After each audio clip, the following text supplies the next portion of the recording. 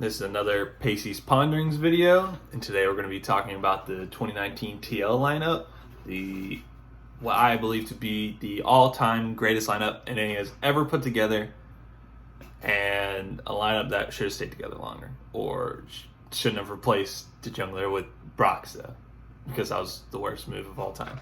So, to start off, we're going to go from top to bottom. So, top lane is Impact. Season 3 world champion. After Season 4, failing with SKT, came over to NA, and he was, I would actually say, hard stuck. He was hard stuck on a bunch of bad teams for 2.5 years in TIP and NRG, and then he got picked up by Cloud9, and everyone instantly started seeing how good this player was. He was pretty underrated in TIP and NRG because he was just losing on bad teams or middle of the pack teams.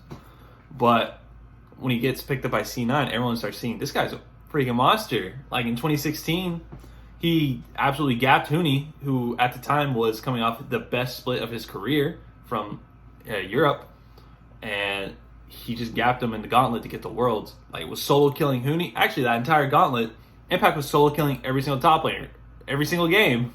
Like, he was looking like SKT Impact, if not better. So he spends a few years on Cloud9. Never actually wins with C9, but gets pretty close. Like, most of the times 1-2 games off from the championship. And usually never his fault. He is always the rock. I would always question C9's bot lane, or at the time Jensen having a choke, denying them the championship. But we move on to when he gets signed to TL for 2018. Yeah, 2018, when he gets picked up by TL. And this is the year before the GOAT roster, where they have Impact, Xmithie, Pobelter, Doublelift, and Ole. Now, with a mid laner that he isn't really a hard carry, he's just a rock. He's good for NA, but never good internationally.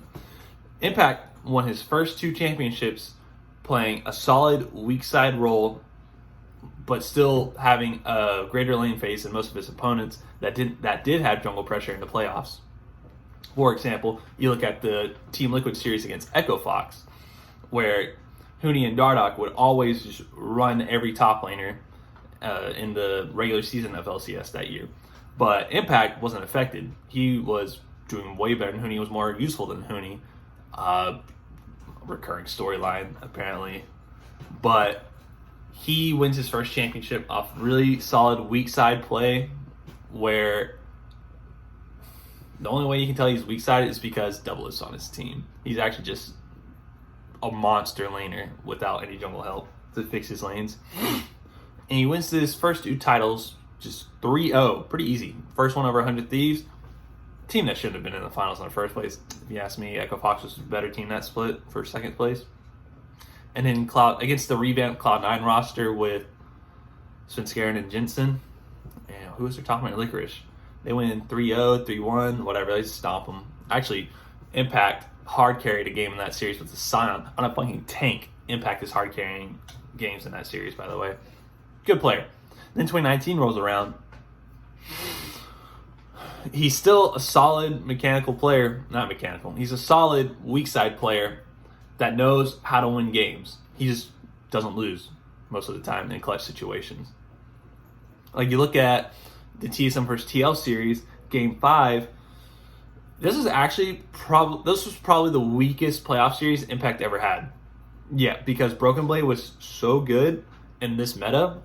He got a few solo kills on Impact and was a split push threat. It was actually TSM's main win condition. This is probably the biggest asterisk on Impact's career, because this was the only time I can remember him getting this gapped. But he more than makes up for it when they go to 2019 MSI and they clutch out a 3-1 series win against IG, the former world champions, and TL just upset them. And we're not going to talk about MSI finals. But so we have 3 championships so far in the MSI finals. Oh, and when Impact was on Cloud9, I completely forgot about this. He was just constantly making quarters. In one quarterfinal, They went to 5 games against WE, so they were 1 game away from semifinals for the first time. Not pretty impressive for an NA top laner. But he is the NA top lane GOAT. No matter, there's no one in competition. I can't even think of a name that would actually be worthwhile mentioning. Because there's no, either they won or they got close to winning and they left the region, kind of like Broken Blade. He might have had a chance. Licorice won and then he got kicked by C9, never to be relevant again. Pretty good call on that. There's no one else that can be considered the NA GOAT right now. Next, we're going to move to jungle. Xmithy. Infamously lazy, doesn't matter. This dude knows how to win a game. He's very good. He's a cerebral, just knows how to where to be type jungler. His mechanics were all right, but he was always where he needed to be, which is the most important part of jungle in competitive play. He won 6 domestic titles, and he's been to 2 MSI finals on NA teams. Now, his first one was CLG. Yeah, they got to play against Flash Wolves in the semis. Hey, they had a really good group record. I think they were second place, maybe? They're second or third place in that MSI group, which is impressive. They got wins over RNG and SKT, which is more than most NA teams ever get. So, props. Xmithy, although he's been 3-0'd in both MSI finals, he was never supposed to be there in the first place each time. So that's really big overachievement.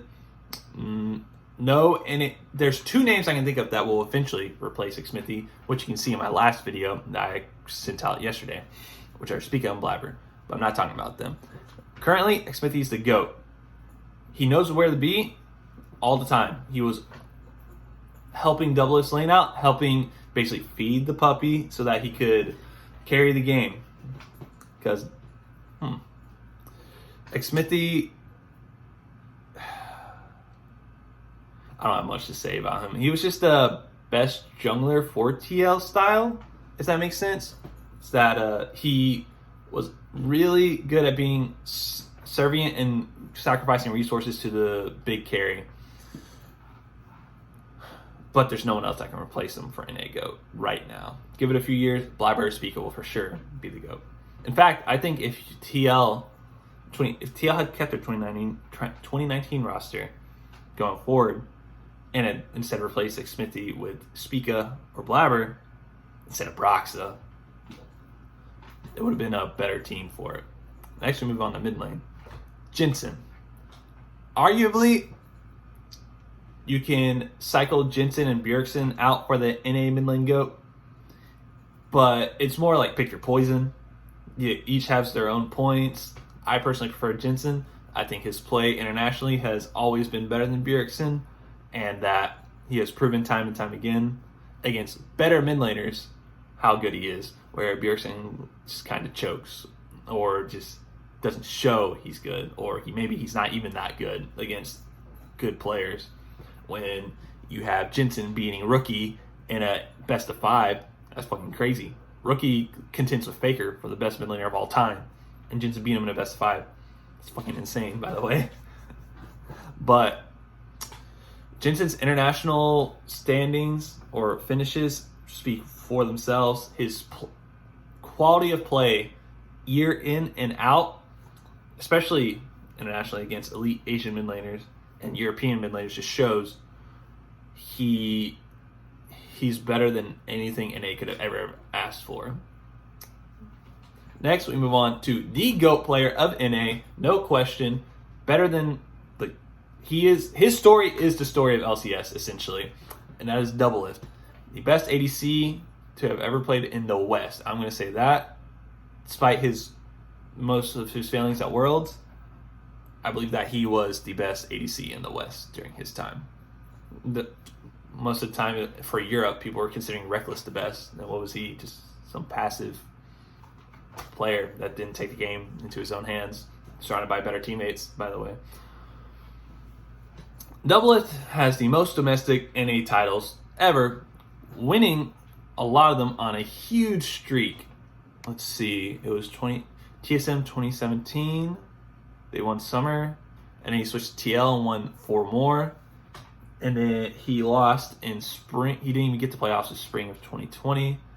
And then he won summer. So in the span of 6 splits, he won 5 championships. So essentially, having your doubleth on your team was an 80% chance just to win the league outright. Not only do the accolades and trophies are in his favor, his level of play is also transcendent to what any ADC has done yet. There's not been a single ADC that's come up yet that can even challenge Doubleth for how good he was. And it's a shame that he didn't work out with TL in 2020, because if Doubleth had not phoned in that split and it kept been able to stay in TL and get a better jungler, they would have done some damage still. But he had let's just say Doubleth is really only good at right clicking. And then we get to support in Core JJ.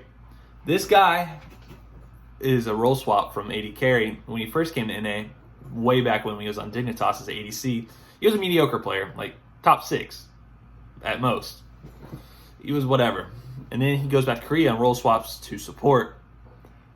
And I didn't watch him in LCK, but he gets to Worlds in 2017 and starts playing on a clinic.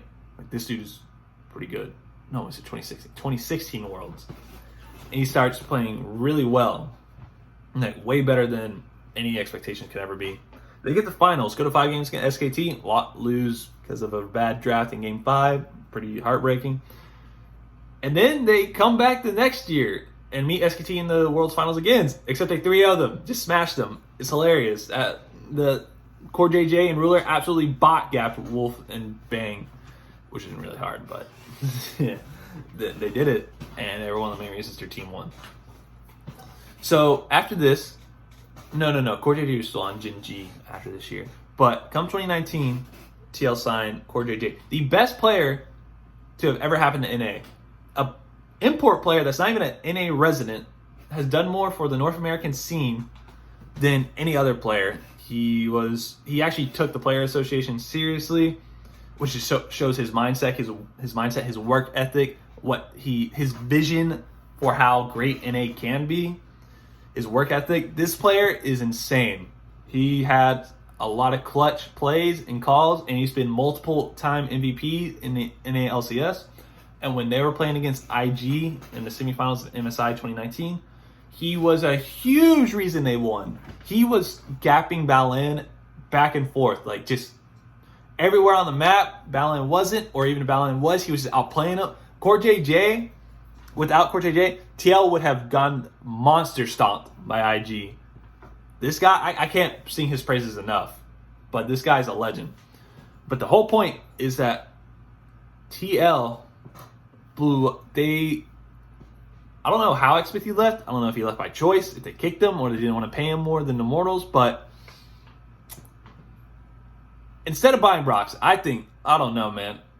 TL's management has, like, I don't know. They see something, they get starry eyes when it comes to overrated EU players. It's really weird. But they should never have sold Xpithy, and if they did, I think he could have looked at Blabber from C9, try to buy him out, or not Broxa. You could have tried to Inspired from Rogue. He was looking great, actually. You could have done a lot more things than Broxa. That dude was the most overrated, carried by Caps player ever. But there's no other roster in NA that NA has produced, or that NA has had in the past, that can even compare to 2019 TL. And despite them not getting out of groups in 2019 Worlds, they are the GOAT lineup.